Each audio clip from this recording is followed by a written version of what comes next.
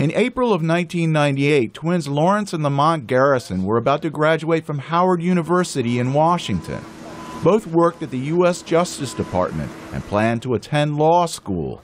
Then they got the shock of their lives. It was like a red Grand Prix, if I remember correctly. The man who had repaired their car a year earlier was indicted for cocaine and crack distribution.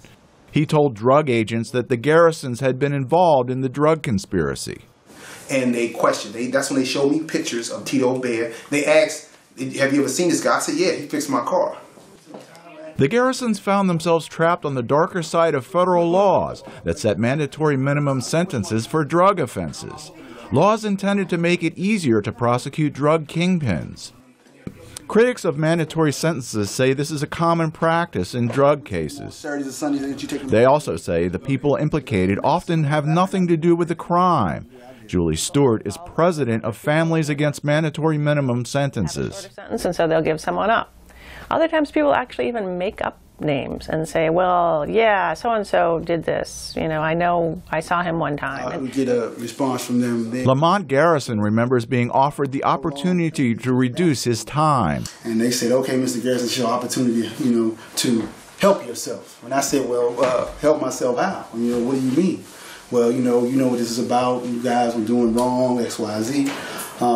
You got to tell us what you were doing. I said, well, I wasn't doing anything wrong, so it's nothing to talk about. They call it the best tool in their arsenal because they can hold that hammer over a defendant's head and say, if you don't either give us more information, you're going to get this 5 or 10 year sentence.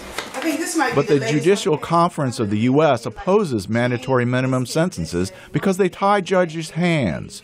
The Garrisons were never charged with possession, just conspiracy, and maintain they knew nothing about the drugs. They say they refused to lie and ruin someone else's life. A federal jury in Virginia convicted the Garrisons on the testimony of the garage owner and his brother. Prosecutors presented no other evidence against them. Julie Stewart says public outcry over drug violence at the time played a role. So there was such an enormous sensitivity around the crack cocaine issue that I think you could have taken just about anybody to trial and charged them, charged them with some sort of crack cocaine offense and found them guilty.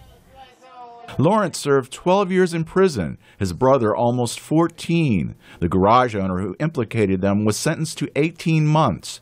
The brothers no longer have any interest in the law. They say the system is corrupt, and federal mandatory minimum sentences play a big role. Jeff Swicord, VOA News, Washington.